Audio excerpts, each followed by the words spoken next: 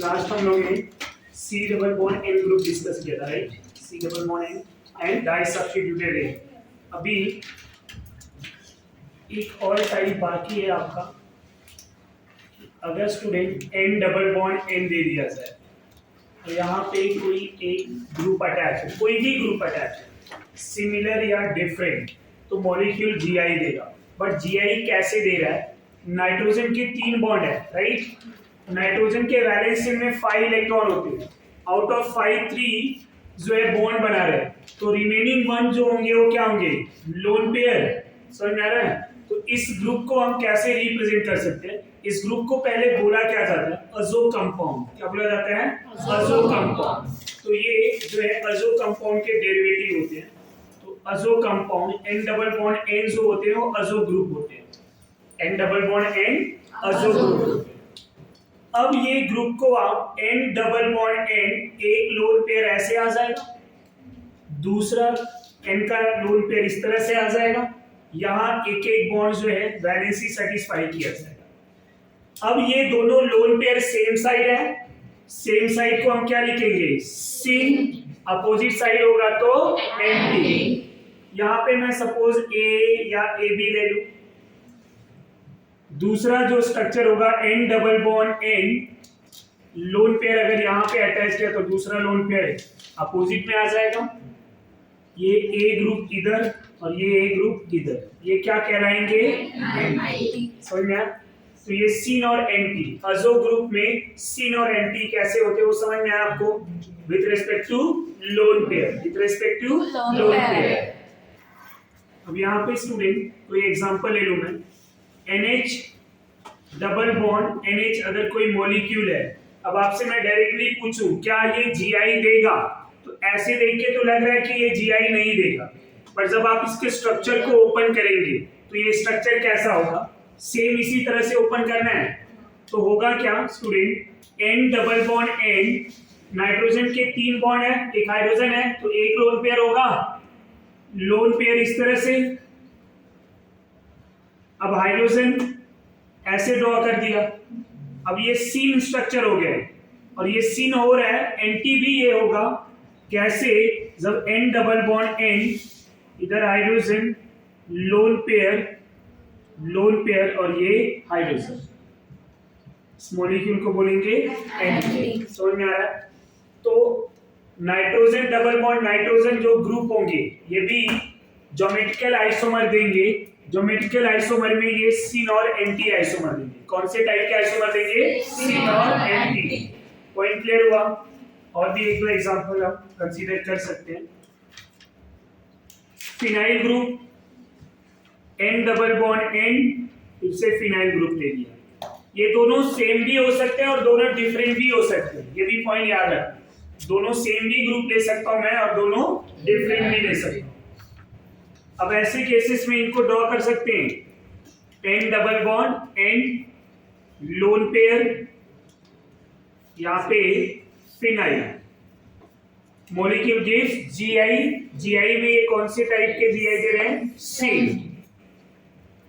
N double bond N, lone pair opposite side, phenyl group, compound gives anti. समझ में आया? ये syn और एंटी टाइप के ज्योमेट्रिकल आइसोमर दे है। अब यहाँ 2 CH3 ले लूं, एक CH3 एक फिनाइल ले लूं, एक CH3 एक हाइड्रोजन ले लूं। समझ में आ रहा है आपको? कोई डाउट है? आफ्टर दिस हम न्यू टाइप के आइसोमर डिस्कस करेंगे। अब उस आइसोमर में अगर सपोज मैंने C डबल बॉन्ड C, यहाँ A B C D ऐसे ग्रुप ले लिए, 4 डिफरेंट ग्रुप, जहां पे मैं लिखूंगा कि A do not equal to B, not equal to C, not equal to D। अब ये चारों अलग अलग है, कोई भी ग्रुप सेम नहीं है। ऐसे केसेस में क्या हम सिस ट्रांस लिख सकते हैं? नहीं। और हम यहाँ पे सिन और एंटी भी नहीं लिखेंगे, क्योंकि जब कार्बन डबल बॉन्ड कार्बन होगा तो हम वहां सिन एंटी भी यूज नहीं करते। सिन और एंटी हमने कहां पे यूज किया है? नाइट्रोजन डबल बॉन्ड नाइट्रोजन में, सी डबल बॉन्ड नाइट्रोजन में, अब ऐसे केसेस में जो टाइप ऑफ आइसोमर होगा उस आइसोमर को EZ आइसोमर बोला जाएगा। क्या बोला जाएगा? EZ, where the meaning of E antigen and Z Zossaman, antigen and Zossaman, Zossaman, समझ में आ रहा है? Antigen and जोसामैन।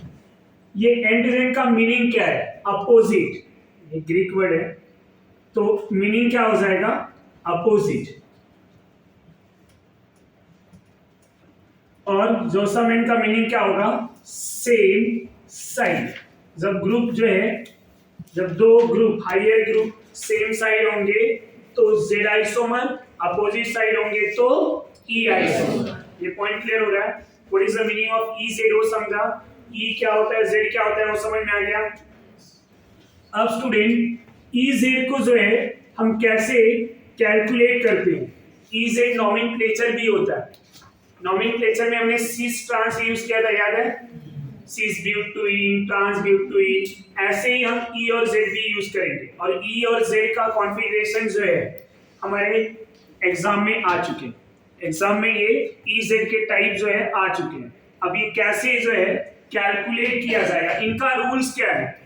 नॉर्मली रूल्स तो पढ़ लिया कि जो ज्योमेट्रिकल आइसोमर के लिए है कि valency satisfied by different group, no doubt यहाँ पहले ही लिख दिया मैंने, A B C D अलग होने चाहिए। अब यहाँ चारों अलग है, न तो सिस होगा ना तो ट्रांस होगा। क्या ऐसे टाइप के मॉलिक्यूल सिस और ट्रांस देंगे? नहीं। क्या ये ज्योमेट्रिकल आइसोमर देगा? यस। क्या ये स्टीरियो आइसोमर दे रहा है? यस। क्या ये डायस्टीरियोमर है? यस। ये नॉन मिरर इमेज है, ये मिरर इमेज नहीं है। नॉन मिरर इमेज मॉलिक्यूल क्या कहलाता है? डायस्टीरियोमर। और ये ज्योमेट्रिकल आइसोमर भी दे रहा है। ज्योमेट्रिकल आइसोमर किसके टाइप के होते हैं? Stereo isomer. तो कभी स्टेटमेंट के क्वेश्चन पूछे जाए तो भी आप लिख सकते हैं ना। EZ assigned by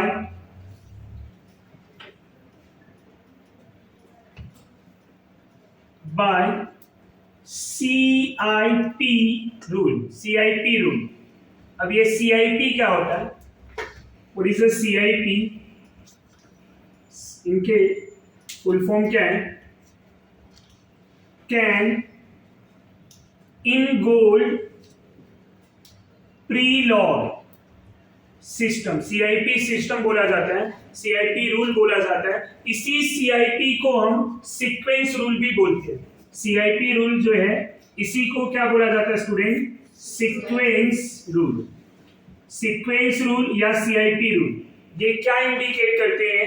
ये क्या बताते हैं? तो ये बताते हैं प्रायोरिटी ऑर्डर। क्या बताएंगे? Priority order. प्रायोरिटी ऑर्डर यहाँ पे जो होगा स्टूडेंट, ये IUPAC वाला प्रायोरिटी ऑर्डर नहीं है। ये priority order as per CIP rule, and CIP rule जो है वो based on atomic number, based on atomic number. Higher atomic number first priority, higher atomic number first priority, and lower जो होंगे वो last priority. Getting my point? Atomic number के according हम इनको priority देंगे। अब एटॉमिक नंबर जिसका higher होगा वो फर्स्ट आएगा और डिक्रीजिंग ऑर्डर में हम उसको सेकंड थर्ड लिखते जाएंगे। Getting my point? तो सीक्वेंस रूल या CIP रूल क्या है? ये प्रायोरिटी ऑर्डर बताता है किसके according? Based on atomic number. CIP rule based on atomic number, or you can say according to atomic number। अब ये क्या बोलना चाह रहे हैं कि हायर एटॉमिक नंबर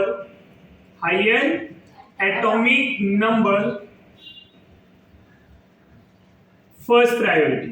क्या हो जाएगा student? First priority. Higher atomic number first priority. इन lower priority, lower atomic number क्या हो जाएंगे?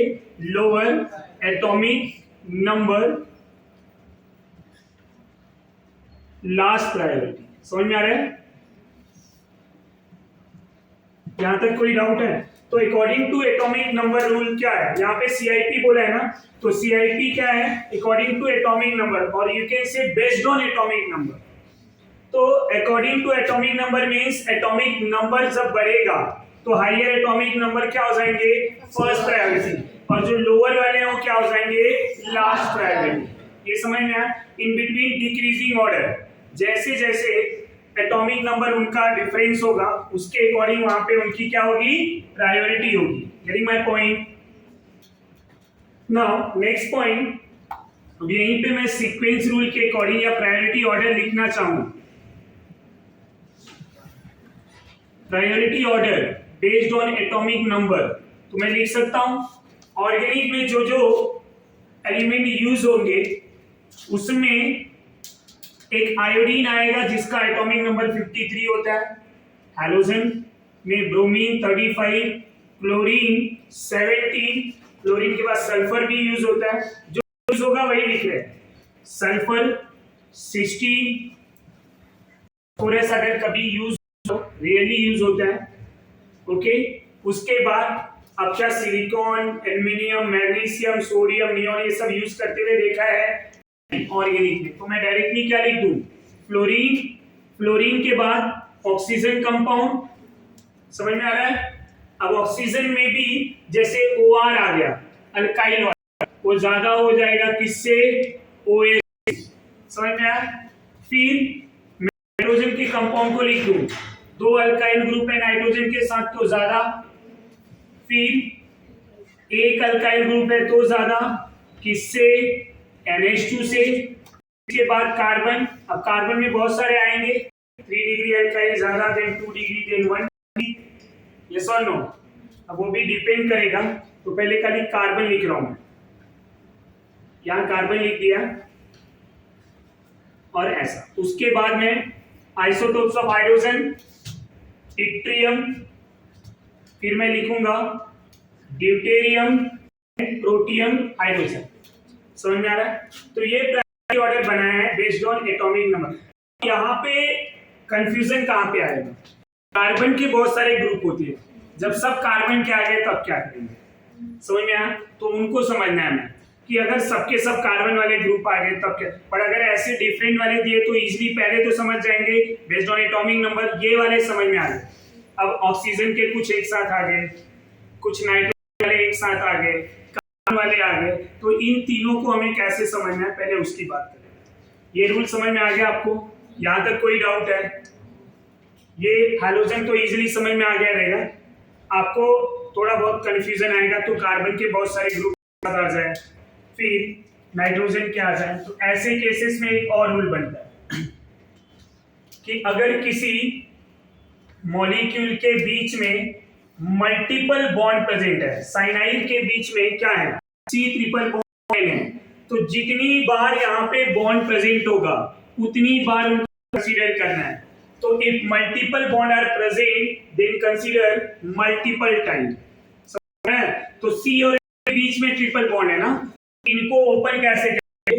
एक सिंगल बॉन्ड है ना, ऐसा हो जाएगा। अब सिंगल बॉन्ड में कंसीडर करना है तो C और N 3 बार है, मतलब ट्रिपल बॉन्ड है, तो यहाँ पे मैं क्या करूंगा? एक N, दूसरा N। ये समझ में आ गया? यहां तक कोई डाउट है? कोई कंफ्यूजन?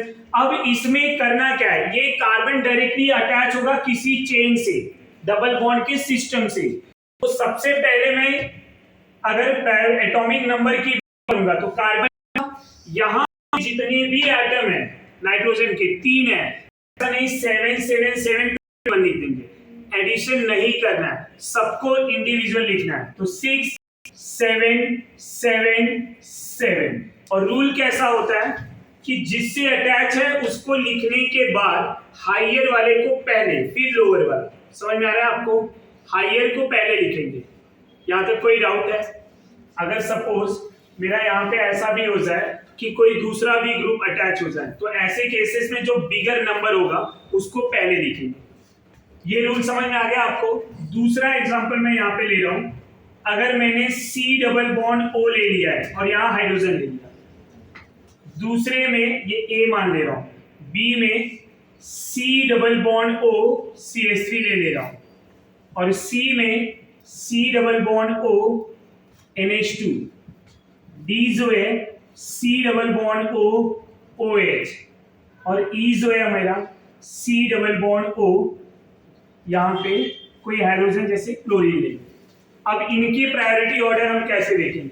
वैसे अगर मैं शॉर्टकट में जाऊं, थोड़ा दिमाग लगाऊं, तो C डबल बॉन्ड O सब में कॉमन, तो हाइड्रोजन CH3 NH2 OH और C है, तो इनमें सबसे बड़ा नंबर किसका है? फिर उसके बाद ऑक्सीजन के बाद nitrogen, carbon, hydrogen. But rule क्या बोलता है वो देखते हैं। First open the structure, double bond है ना, क्या कंसीडर करेंगे डबल बॉन्ड के लिए? COOH। इस तरह से इसके लिए क्या लिखूंगा मैं? COOCH। इसके लिए क्या लिखूंगा student? What about this? OH। इधर ऐसा है। अब इनको एटॉमिक नंबर से कैसे किया जाएगा? ये कार्बन सबसे पहले अटैच है, जो अटैचमेंट है वही लिखेंगे। 6 लिखने के बाद यहाँ हाइड्रोजन भी है और ऑक्सीजन भी है, मैं पहले कौन सा नंबर लिखूंगा? Bigger number 881, getting my point. यहाँ क्या लिखेंगे? 6886 कार्बन है। अब अगर कोई ऐसा आ जाए दूसरा ग्रुप जिसमें फॉर एग्जांपल थोड़े टाइम के लिए रख कर CH2 CH3 ले लूं मैं, अब यहाँ पे क्या होगा? अब यहाँ पे क्या हो जाएगा? अब यहाँ पे भी 6 आएगा, राइट? लुक एट दिस, 6 8 8, और इसी कार्बन से ये कार्बन अटैच है 6, समझ में आया?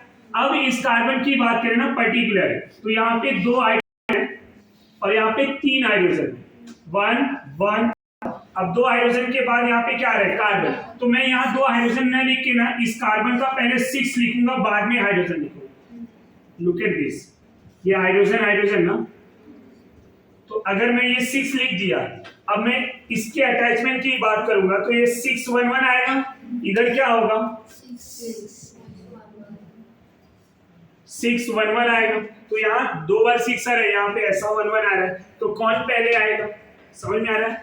वहां तो मैंने एकदम इजी वाला लिया था, इजी वाला मतलब NH2 ले लिया था, तो सीधा समझ में आ रहा है। पर अगर कभी ऐसा आ जाए कि CH2 CH3 आ जाए, तो लॉजिक यही अप्लाई करना है।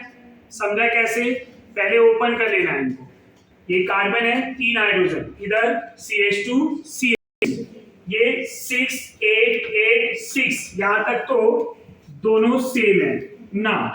अब यहाँ पे 3 हाइड्रोजन है और यहाँ पे क्या है? 6 के बाद 2 हाइड्रोजन लिखूंगा मैं, 6 के बाद 2 हाइड्रोजन, तो विच वन करेक्ट?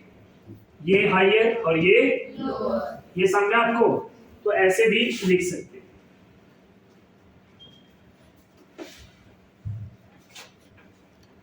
तो ऐसे केसेस में क्या हो जाएगा? ये 611 है, 6886 है, और यहाँ क्या होगा? ये NH2 था, राइट? तो ये 688 क्या आ जाएगा? 7। यहाँ पे 11 की जरूरत नहीं है ना, डिफरेंस मिल रहा है। अगर डिफरेंस नहीं मिलता तो मैं आगे भी जाता, और मुझे ना ये 4 डिजिट पे डिफरेंस मिल रहा है। 4 डिजिट पे हर कोई डिफरेंस मिल जा रहा है। चारों स्ट्रक्चर को देखेंगे, 6 8 8 8, 3 ऑक्सीजन है। What about this? 6 8, क्या आएगा? 17 8 8। पहले हायर नंबर 17 लिखेंगे ना। अब सबसे बिगर नंबर कौन है? ये E वाला। पहले प्रायोरिटी ऑर्डर की बात करूं मैं, तो सबसे पहले किसको लिखेंगे student? E, then D, C, B, A। Same है या डिफरेंट? समझ में आ रहा है आपको? यहाँ तक कोई डाउट है? दूसरे क्वेश्चन दे रहा हूं। साइक्लोब्यूटेन है, यहाँ कोई बॉन्ड अटैच करा रहा हूं। समझ में आ रहा है?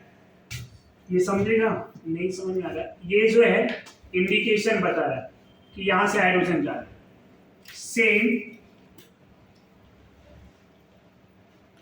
यहाँ से इंडिकेशन बता रहा है, यहाँ से हाइड्रोजन जा रहा है। Which one is higher? इसकी प्रायोरिटी ज्यादा है, समझ में आ रहा है? ऐसे रिंग में मैं कोई और ग्रुप ले लूं, हाइड्रोजन ले लूं, सल्फर ले लूं, समझ जाएंगे? यहाँ पे कोई डाउट है, कोई कंफ्यूजन? किसको प्रायोरिटी ज्यादा देना है, किसको देना है? As per sequence rule, as per CIP rule. CIP जो है ये ग्रुप ऑफ साइंटिस्ट है, राइट? तो इनके अकॉर्डिंग जो है हम कैसे करेंगे? एटॉमिक नंबर में higher atomic number first priority, जिसका एटॉमिक नंबर ज्यादा प्रायोरिटी 1। पर अगर मल्टीपल बॉन्ड प्रेजेंट है उनको कैसे डिफरेंस में लाना है? तो फर्स्ट स्ट्रक्चर, उसके बाद इंडिविजुअल एक एटम का वहां पे एटॉमिक नंबर लिखेंगे। ऐसा नहीं सबको एक साथ ऐड कर दूं, एडिंग नहीं करेंगे। समझ में आ रहा है आपको? रूल क्या बोलता है कि आप सबको इस तरह से लिखेंगे। ये रूल समझ में आया? जैसे यहाँ पे तो अगर ये ग्रुप है CN वाला और ये सब ग्रुप है, उनमें कौन हायर होगा? ये साइड जो है ये CN, मतलब 3 बार नाइट्रोजन है, बट इन सबसे स्मॉलर है क्योंकि यहाँ 6 8 से स्टार्ट हो रहा है और यहाँ 6 7 है। समझ में आया सबको? तो क्या 6 सब में मिल रहा है ना, बट सेकंड डिफरेंस देखेंगे तो सेकंड डिफरेंस भी यहाँ सबका सेम है। थर्ड देखेंगे, थर्ड सेम है। 4 से यहाँ 1 6 7 8 और यहाँ पे, समझ में आ रहा है? अब एग्जाम्पल की बात, ये फ्लोरीन ले लूं, क्लोरीन ले लूं और यहाँ पे मैं ब्रोमीन और आयोडीन, ये 4 अलग अलग ग्रुप हैं, चारों अलग अलग हैं। अब इसमें आपको ना इंडिविजुअल कार्बन के ग्रुप को जो है प्रायोरिटी देना है। ये क्लोरीन और फ्लोरीन में किसका एटॉमिक हायर है? तो ये हो गया 1, फ्लोरीन क्या हो जाएगा 2, और ये आयोडीन एंड ब्रोमीन में आयोडीन की एटॉमिक नंबर हायर, तो ये 1, ब्रोमीन क्या हो जाएगा 2। अब यहाँ पे प्रायोरिटी दिख रहा है आपको? अब हायर प्रायोरिटी 1 1 कहां पे दिख रहे हैं आपको? Same side, higher priority same side Z, क्योंकि मैंने क्या बोला है?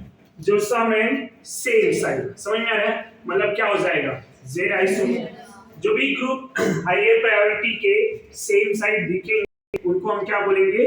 Z isomer. अपोजिट दिख जाएंगे तो E आइसोमर।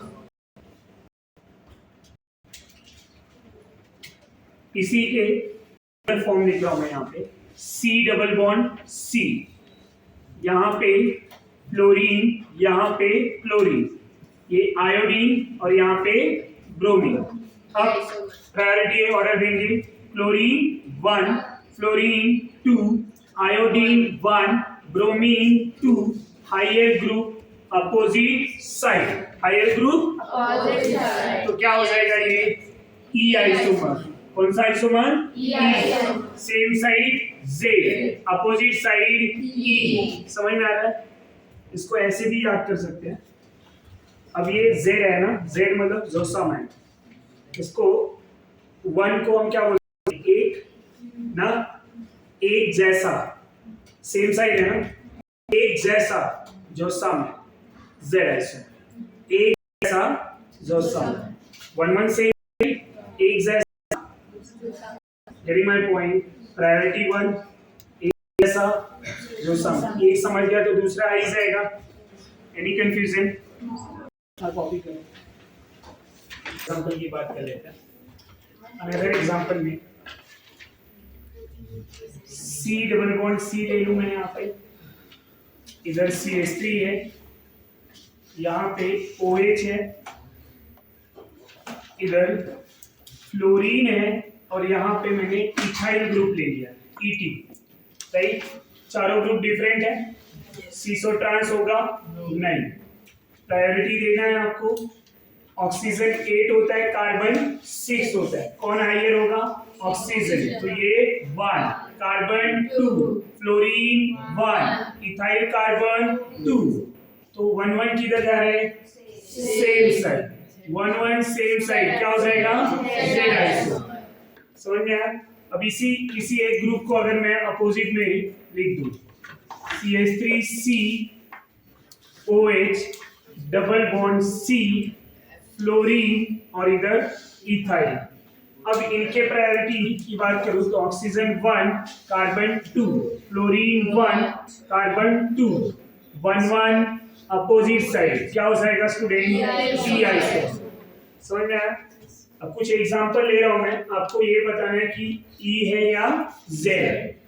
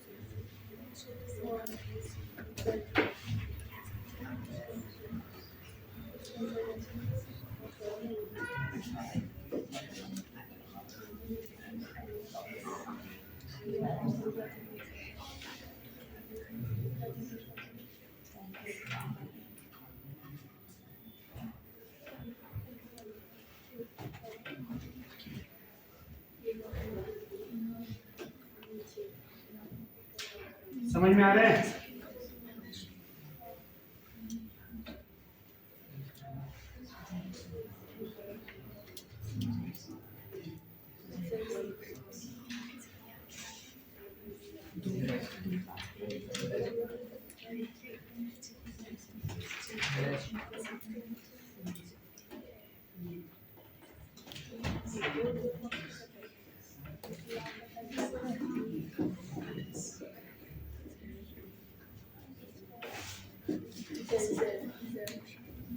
ये स्ट्रक्चर समझ में आ रहा है ना?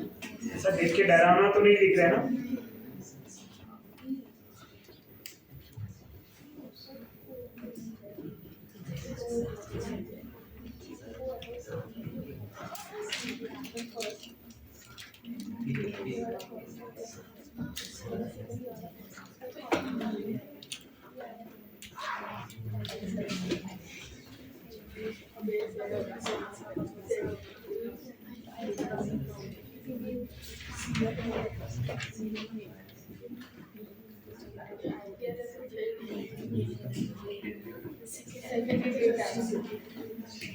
ये समझ में आएगा ना क्या क्या लिखा हुआ है?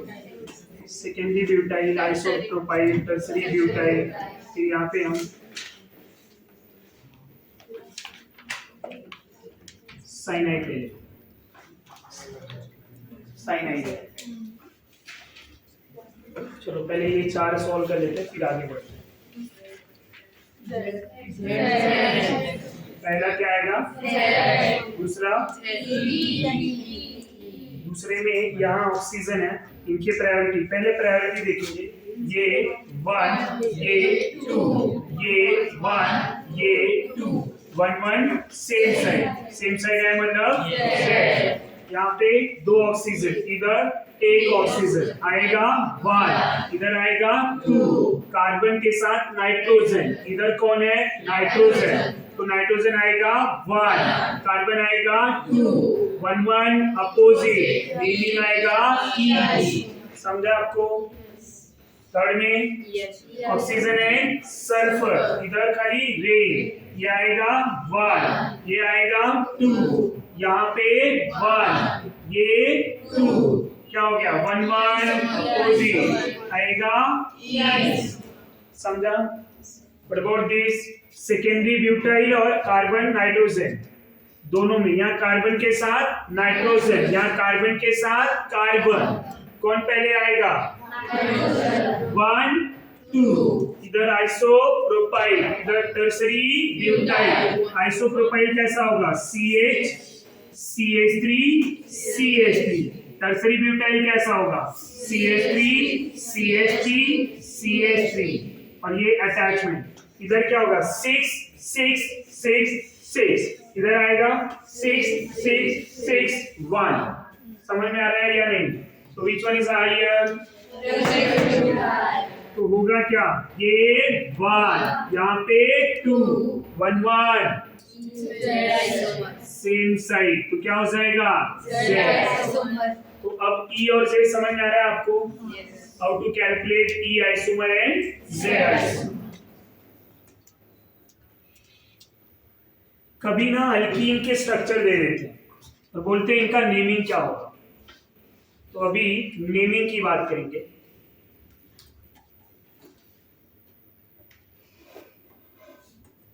इस तरह से अब यहाँ पे इस कंपाउंड का नंबरिंग किधर से करना है, लेफ्ट हैंड साइड या right hand side? Left hand side, क्योंकि डबल बॉन्ड का पोजीशन सेकेंड पे, इधर से थर्ड पे। अब देखना क्या है कि ये जो डबल बॉन्ड है, इस डबल बॉन्ड का एक ग्रुप किधर आएगा, इधर हाइड्रोजन, इसका एक हाइड्रोजन इधर। अब इसको मैं क्या लिख सकता हूँ, सिस। इसकी बात करूं तो ये हाइड्रोजन और ये हाइड्रोजन, ये भी क्या है, cis. And cis is similar like as Z, ये क्या होगा, जेड। जब अब आपको ऐसा ऑप्शन में सिस और सिस दिया है तो भले लिखेंगे, बट नेमिंग में ना, जब इसका नेमिंग किया जाएगा तो नेमिंग के लिए जो है सिंबल यूज किया जाता है एज अ प्रीफिक्स। तो सिंबल में क्या लिखेंगे हम, जेड। अब यहाँ पे इनका नंबरिंग करके देखेंगे आप, पोजीशन क्या है, ये 1, यहाँ पे 2, 3, 4, 5, 6, 7, समझ में आ रहा है? अब स्टूडेंट ये 2 से स्टार्ट हो रहा है और ये 4 से, तो 2 पे क्या हो रहा है, Z, 4 पे क्या हो रहा है, Z। यहाँ ऐसा नहीं लिखेंगे 2,4 से, यहाँ क्या लिखेंगे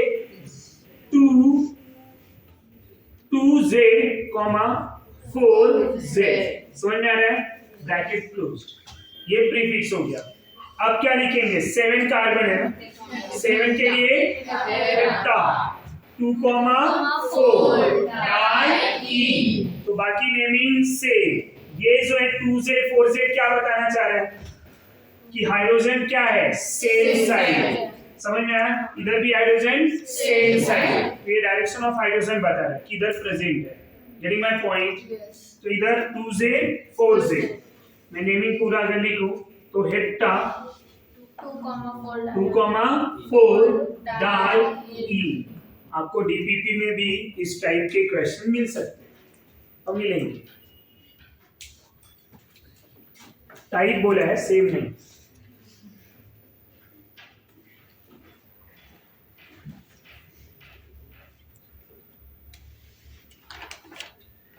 ऐसा कुछ दे दिया। अब यहाँ पे क्या होगा, इसको भी समझेंगे, नंबरिंग वही लेफ्ट टू राइट वाला। यहाँ समझेंगे तो हाइड्रोजन, ये हाइड्रोजन, इसका हाइड्रोजन नीचे, इसका हाइड्रोजन ऊपर, ये दिख रहा है सिस, ये दिख रहा है trans, cis is Z, trans is E. समझ में आया या नहीं? अब पोजीशन जरा देखेंगे, नेमिंग तो सेम होगा, पोजीशन खाली लिखना है। इधर लिखेंगे 2Z 4E हेप्टा 2,4 डाई। समझ में आया आपको? ये नेमिंग लिख सकते हैं, नेमिंग तो लिखा हुआ है, वही सेम लिखना है। तो ये आपको रिप्रेजेंटेशन ये बता रहा है।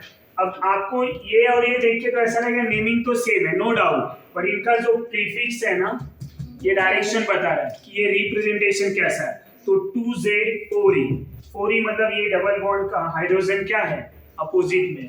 अब वहां ऐसा नहीं लिखेंगे सिस ट्रांस हेप्टा या सिस सिस हेप्टा, ऐसा नहीं लिखना, वहां पे सिंबल ऑफ द प्रीफिक्स लिखेंगे Z और E के फॉर्म में ना। अब ये समझ में आ गया आपको? अब ऐसा कोई भी एल्कीन का नेमिंग दिया जाए कर सकते हैं, यहां तक कोई डाउट? आगे बढ़ते हैं हम लोग। पहले नंबर ऑफ आइसोमर कैलकुलेट कर लेते हैं। Calculation of number of geometrical isomer.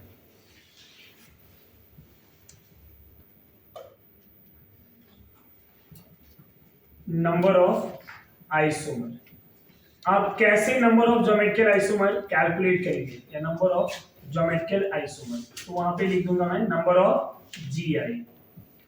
Calculation of number of GI, how to calculate number of GI, total geometrical isomer कितने होंगे, ये कैसे कैलकुलेट किया जाएगा, इसके लिए फॉर्मूला है जो ध्यान में रखना है, ये इजी है। स्ट्रक्चरल में नंबर ऑफ आइसोमर का ऐसा लॉजिक हर जगह करेक्ट नहीं होता, पर यहाँ हर जगह पे फॉर्मूला आपका करेक्ट होगा। तो होंगे क्या, सबसे पहले केस 1 की बात करूंगा मैं। अब केस 1 में आपको ये ध्यान देना है, इफ टर्मिनल ग्रुप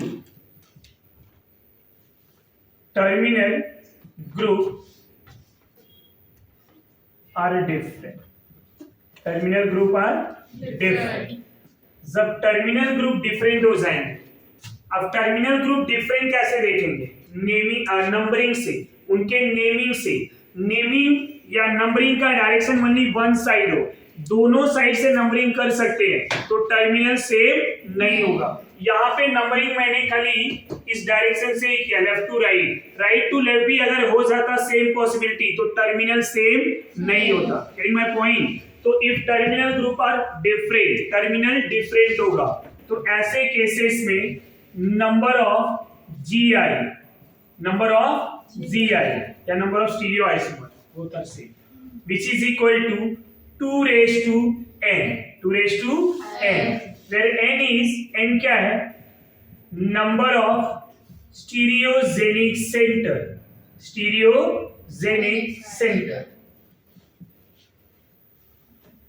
जहां पे स्टीरियो आइसोमर होगा उस पर्टिकुलर सेंटर को क्या बोला जाएगा, स्टीरियोजेनिक सेंटर। समझ में आ रहा है? अब कहां पे स्टीरियो आइसोमर होगा वो ऑलरेडी हमने डिस्कस कर लिया, यही माय पॉइंट।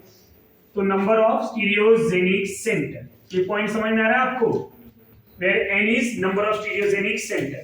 एक एग्जांपल इसका लेता हूं, अभी एक एग्जांपल ही लूंगा, CH3 CH double bond CH double bond CH2 CH3, इसका नेमिंग करेंगे या नंबरिंग करेंगे। क्या ये टर्मिनल ग्रुप सेम है, क्या इनके टर्मिनल ग्रुप डिफरेंट है, तो बोलेंगे यस। टर्मिनल सेम है, नहीं। टर्मिनल डिफरेंट है, हाँ। कैसे, यहाँ इथाइल है और इधर मिथाइल है। दूसरी बात, ये नंबरिंग यहां से ही होगा। Getting my point? ये समझ में आ रहा है आपको? यहां तक कोई डाउट है? अब टर्मिनल अगर डिफरेंट होते हैं तो डायरेक्टली अब स्टीरियोजेनिक सेंटर देखने का, ये जो डबल बॉन्ड है ये सिस ट्रांस दे सकता है, हाँ। ये जो डबल बॉन्ड है ये सिस ट्रांस दे सकता है, हाँ।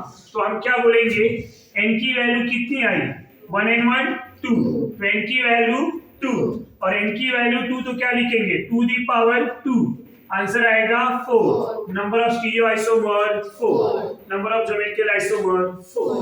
ये पॉइंट समझा आपको, how to calculate number of GI, ये पॉइंट क्लियर हुआ। If terminal group are different, ये पॉइंट ध्यान देना, क्योंकि जब सेम होगा तो आंसर सेम आएगा जरूरी नहीं है। एक बार क्वेश्चन भी पूछा जा चुका है। Case 2, if terminal group are same, जब टर्मिनल सेम हो जाए, टर्मिनल ग्रुप आर सेम और यू कैन से आइडेंटिकल। समझ में आ रहा है? अब इसमें दो केस होगा, n की वैल्यू 2 4 6 8 10 मतलब इवन नंबर, और दूसरी पॉसिबिलिटी n की value 3 5 7 9 means odd number.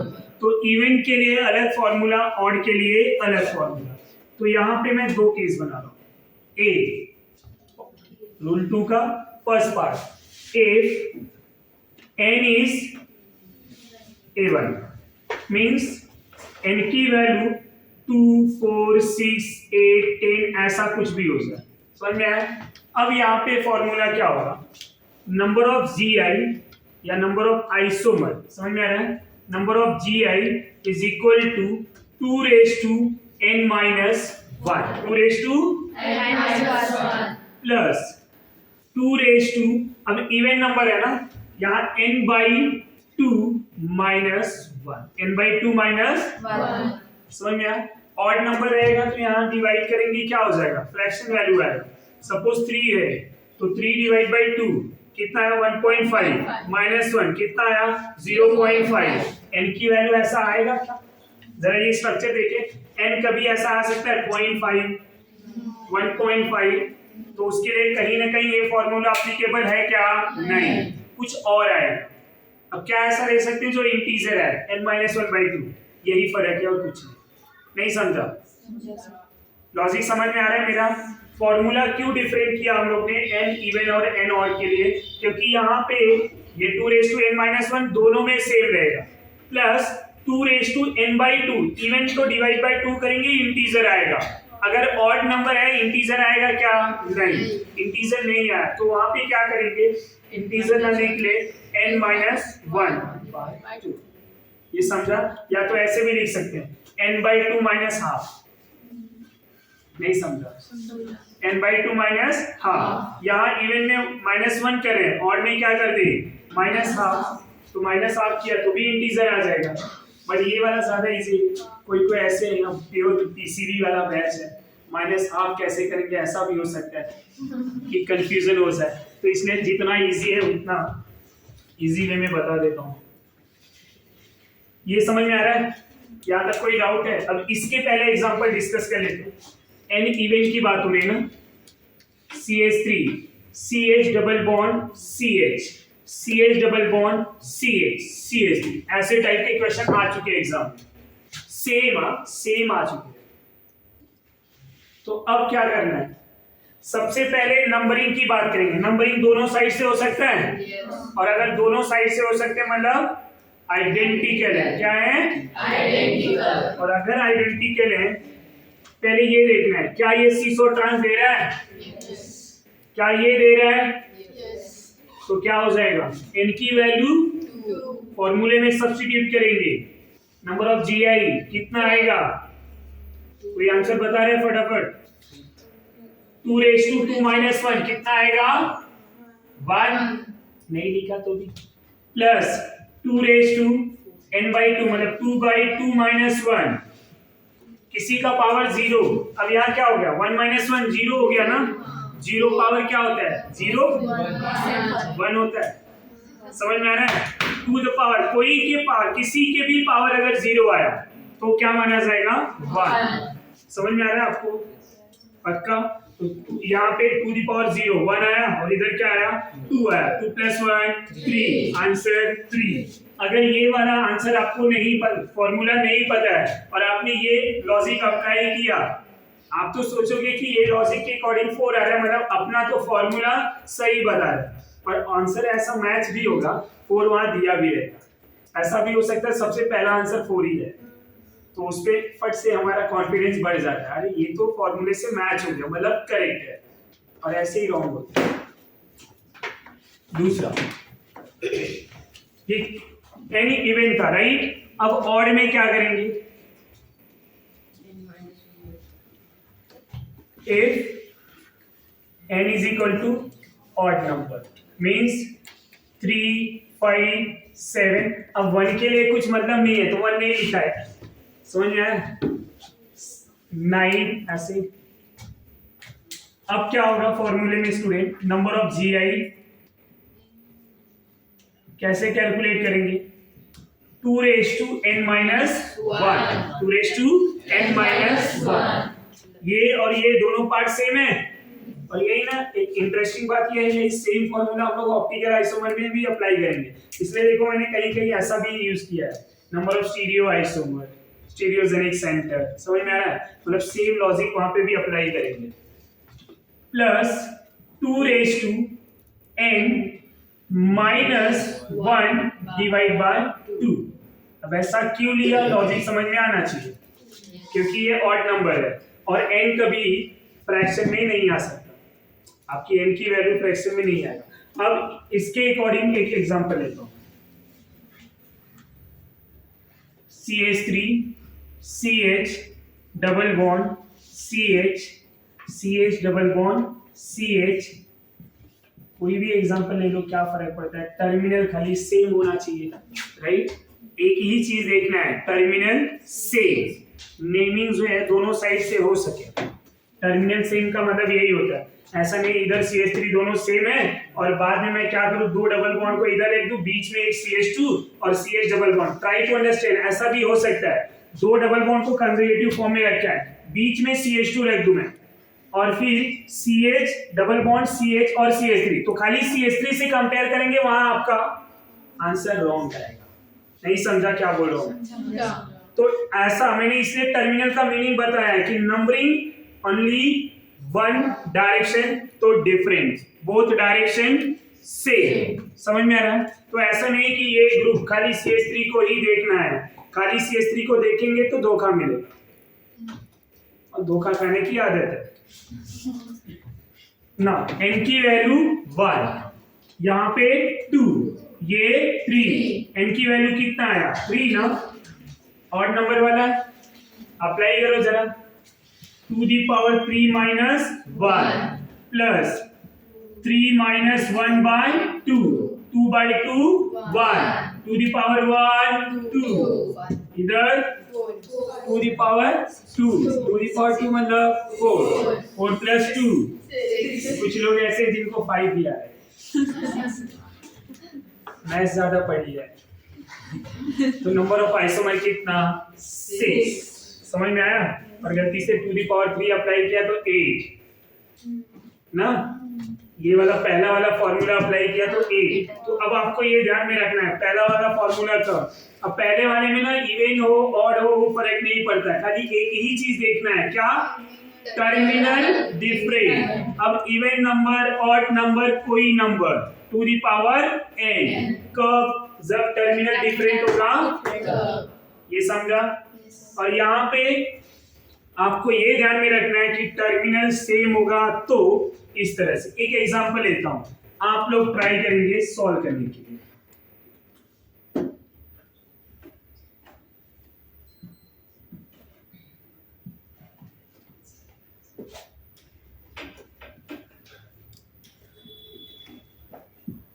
What about this?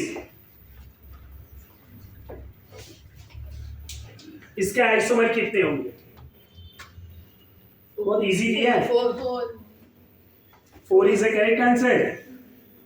हाँ, अब कोई बोलेगा भी नहीं, बाकी लोग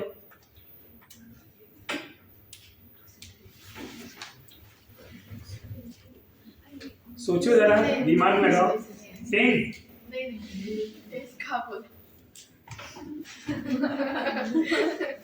तो क्या बोले बता? 3 ना, 3 राइट होना चाहिए।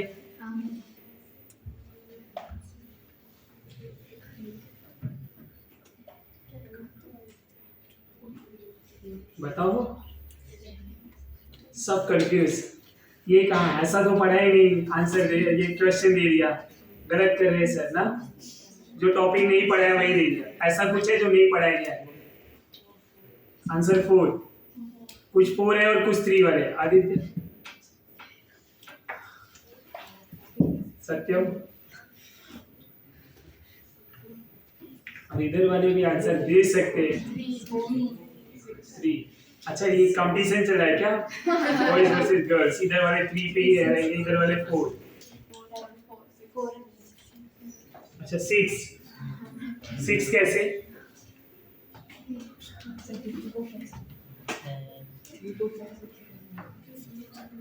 6 कैसे? तुक्का मारा है? हाँ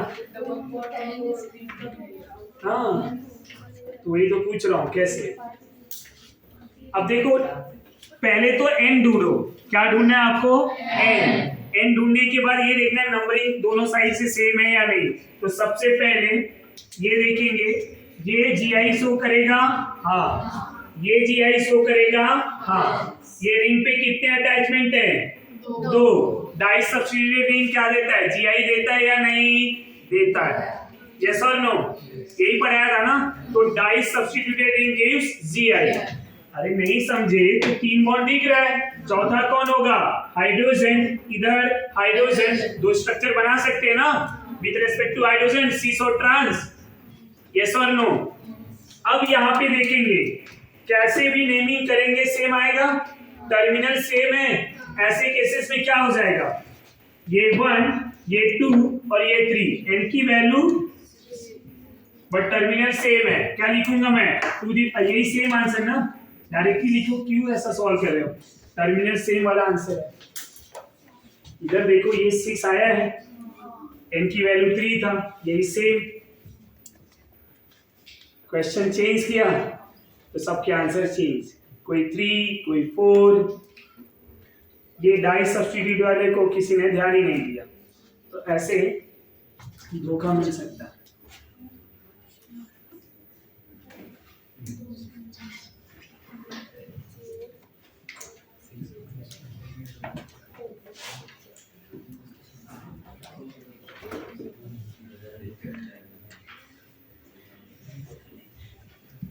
चलो इसका बताओ आंसर।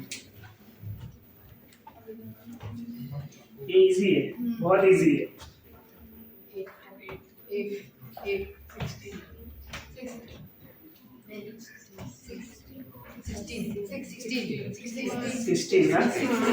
सबके आंसर होंगे। इधर जरा देखो, क्या ये GI देगा? ये CH2 है ना, टर्मिनल सेम, ये GI देगा? बोलो जरा, दो हाइड्रोजन सेम है या डिफरेंट है? सेम।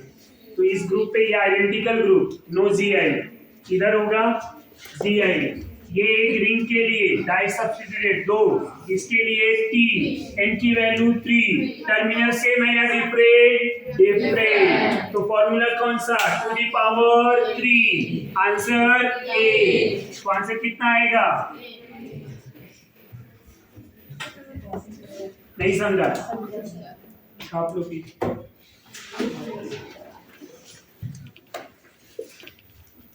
Isomer of cycloalkene. अब जो डिस्कशन होगा वो भी आइसोमर ऑफ साइक्लोएल्कीन, मतलब ज्योमेट्रिकल आइसोमर की बात करूंगा। तो ज्योमेट्रिकल आइसोमर इन साइक्लोएल्कीन, तो GI इन साइक्लोएल्कीन। अब साइक्लोएल्कीन में कौन GI शो करेगा, कौन शो नहीं करेगा, कौन सा मॉलिक्यूल GI देगा, कौन सा मॉलिक्यूल GI नहीं देगा। अगर मैं यहाँ पे 4 मेंबर, 5 मेंबर, 6 मेंबर, 7 मेंबर लूं, तो ये मॉलिक्यूल ऐसे सिस तो बना सकते हैं, बट ये ट्रांस नहीं बना सकते। समझ में आ रहा है आपको? ये ट्रांस नहीं बना सकते, ये सिस होते हैं, ट्रांस बना ही नहीं सकते। तो जब दूसरा स्ट्रक्चर ही पॉसिबल नहीं है तो हम क्या लिख देंगे कि नो GI। क्या लिखेंगे? No GI। सिस तो एक बार बना भी सकते क्योंकि दोनों हाइड्रोजन सेम साइड है, पर ट्रांस नहीं बना। जिसके दो डिफरेंट स्ट्रक्चर नहीं बनेंगे वो आइसोमर नहीं होगा। एक ही स्ट्रक्चर आइडेंटिकल ना, सेम एज अगर मैं साइक्लोपेंटीन की बात करूं, यहां पे भी एक ही पॉसिबिलिटी हो सकता है, तो नो GI। साइक्लोहेक्सीन की बात करें तो नो GI।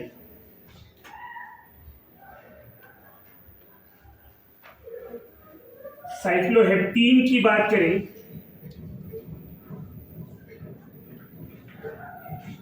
तो ये क्या होगा? No GI। समझ में आ रहा है? इनके GI होंगे क्या? नहीं। पर जैसे ही साइक्लोऑक्टीन लेंगे हम,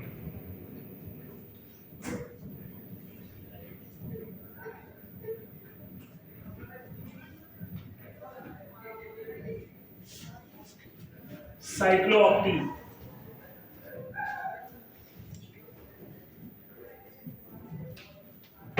ये इस तरह से हो जाता है। साइक्लोऑक्टीन ये इस तरह से होते हैं।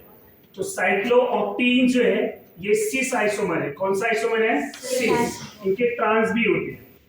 इनके ट्रांस को मैं ऐसे लिख सकता हूं, C डबल बॉन्ड C, ये हाइड्रोजन,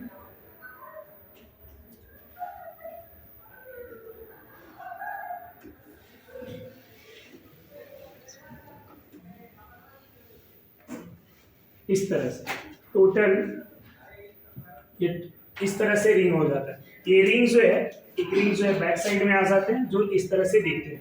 अब ये ना 5 मेंबर दिख रहे हैं, ये 5। अब ये रिंग का साइज बड़ा था, ये रिंग का साइज अभी छोटा दिख रहा है। 2 स्मॉल रिंग दिख रहे हैं आपको, दिखने में ऐसा स्मॉलर रिंग दिख रहे हैं। ये ट्रांसफॉर्म है। कौन सा फॉर्म है? ट्रांसफॉर्म। और ये जो मॉलिक्यूल का फॉर्म है ट्रांसफॉर्म, ये लेस स्टेबल होता है। क्या होता है? Less stable. और ये जो सिस फॉर्म है ये मोर स्टेबल। अब यहाँ पे एक पॉइंट याद रखेंगे, साइक्लोअल्कीन में, इन साइक्लोअल्कीन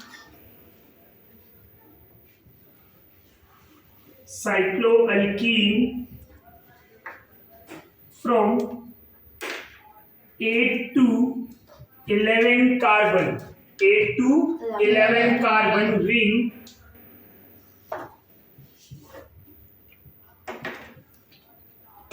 cis are more stable than trans.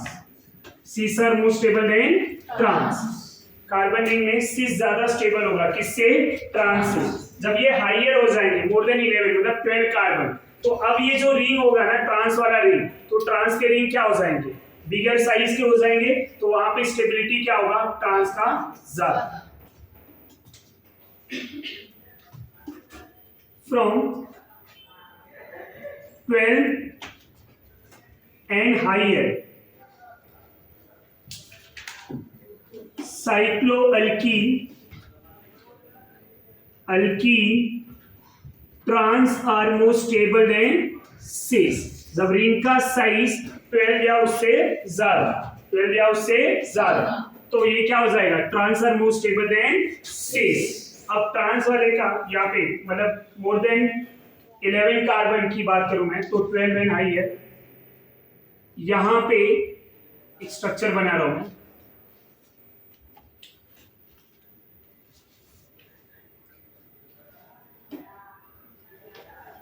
Like this, double bond इधर, तो ये क्या हो जाएगा? सिस, ये सिस,